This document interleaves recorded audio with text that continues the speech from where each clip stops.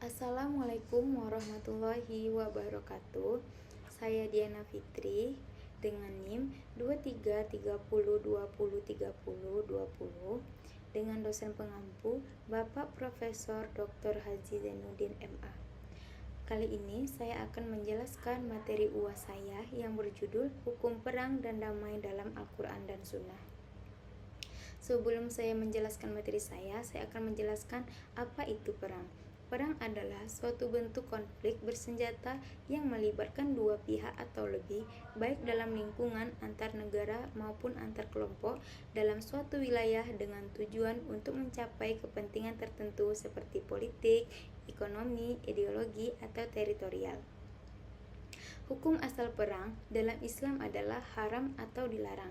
Alasan mengapa umat Islam diperbolehkan berperang yaitu yang pertama, perang terhadap orang-orang yang memerangi kaum muslimin. Umat Islam disyariatkan untuk berperang kepada orang-orang yang memerangi muslimin, mengusik kehormatan mereka dan juga kepada orang-orang lemah dari hamba-hamba Allah. Kita lihat beberapa ayat dari Quran Surah Al-Hajj ayat 30-40 yang artinya telah diizinkan berperang bagi orang-orang yang diperangi karena sesungguhnya mereka telah dianiaya. Dan sesungguhnya Allah benar-benar Maha Kuasa menolong mereka, yaitu orang-orang yang telah diusir dari kampung halaman mereka tanpa alasan yang benar, kecuali karena mereka berkata, Tuhan kami hanyalah Allah. Dan dalam Quran Surah Al-Baqarah ayat 180 yang berbunyi A'udzubillahi minasyaitonirrajim Bismillahirrahmanirrahim Wa qatilu fi sabilillahi allazi yuqatilunakum wa la ta'tadun Innallaha la yuhibbul mu'tadin, yang artinya, dan pergilah di jalan Allah orang-orang yang memerangi kamu, tetapi janganlah kamu melampaui batas, karena sesungguhnya Allah tidak menyukai orang-orang yang melampaui batas. Yang kedua ialah perang bukan untuk memaksa orang untuk masuk Islam, yaitu perang dalam Islam bukan untuk memaksa orang masuk Islam. Islam tidak menyukai tindakan tersebut, paksaan atau memasuki agama Islam. Allah Subhanahu wa taala berfirman dalam surah Al-Makkiyah, yaitu Quran surah Yunus ayat 99 yang berbunyi A'udzubillahi minasyaitonirrajim Bismillahirrahmanirrahim Afa anta tukrihun nasa hatta yakunu mu'minin, yang artinya, maka apakah kamu hendak memaksa manusia supaya mereka menjadi orang-orang yang beriman semuanya? Dan dalam surat Madaniyah, Allah Subhanahu wa taala berfirman, tidak ada paksaan untuk memasuki agama Islam. Sesungguhnya telah jelas yang benar daripada jalan yang salah. Quran surah Al-Baqarah 256. Dan Quran surah Yunus ayat 99 yang artinya, dan jikalau Tuhanmu mengkehendaki tentulah beriman semua orang yang di muka bumi seluruhnya, maka apakah kamu hendak memaksa manusia supaya menjadi orang-orang yang beriman semuanya? Yang ketiga, perang untuk mencegah terjadinya fitnah dalam agama. Islam juga mengisyaratkan perang untuk mencegah terjadinya fitnah dalam agama. Allah Subhanahu wa taala berfirman dalam Quran surah Al-Anfal ayat 39 yang berbunyi Bismillahirrahmanirrahim Wa qatiluhum hatta la takuna fitnatun wa yakunat dainu kalullah, yang artinya, dan perangilah mereka supaya jangan ada fitnah dan supaya agama itu tidak semata-mata bagi Allah. Fitnah adalah perampasan kebebasan manusia dan penindasan terhadap mereka demi akidahnya, seperti Ashabul Uhud, orang-orang yang dibakar dalam parit besar oleh para pembesar Najran di Yaman, pembinasaan akal dan kehendak menghalangi kaum muslimin dari jalan Allah dan beribadah kepadanya.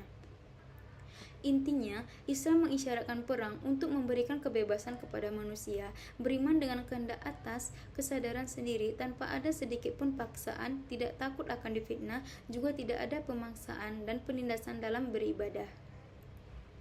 Islam sesungguhnya melarang berperang. Perang menjadi urusan Allah Subhanahu wa taala dan hanya boleh dilakukan atas izinnya. 3 kondisi yang membolehkan umat Islam berperang. Yang pertama, ketika diserang dan perangi. Yang kedua, ketika mendapatkan perlakuan zalim. Yang ketiga, ketika mengalami pengusiran dari kampung halamannya hanya karena mempertahankan keimanan.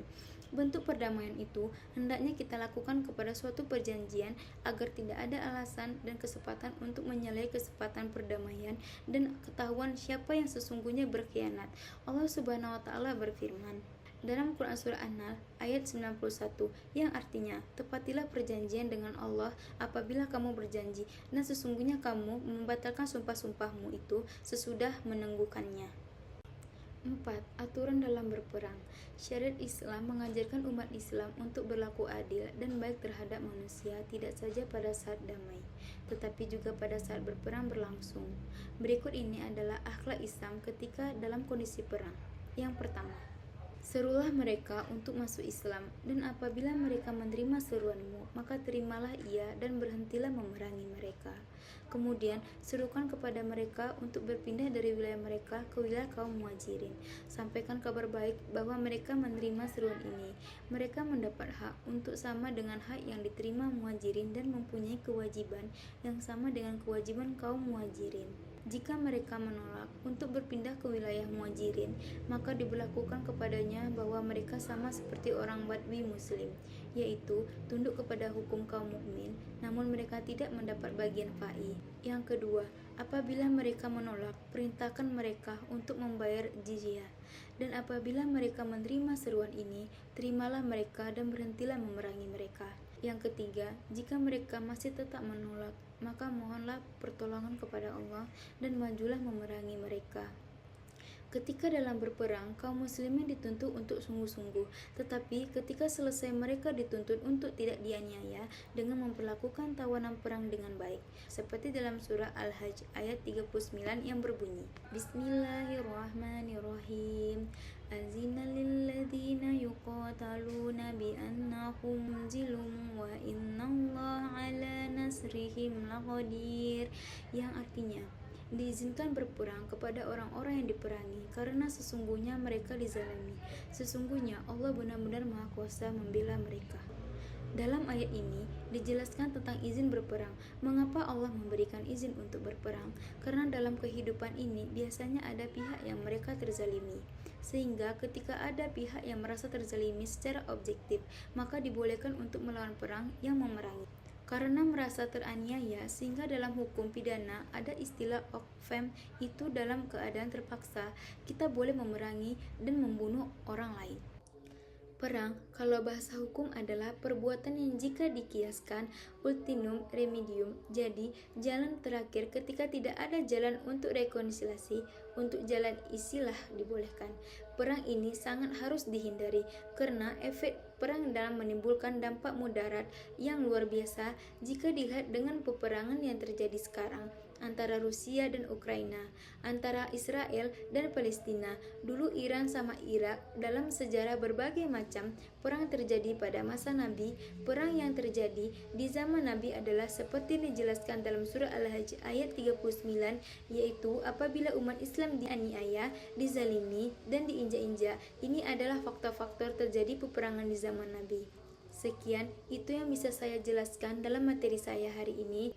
Wabillahi taufiq wal hidayah. Wassalamualaikum warahmatullahi wabarakatuh.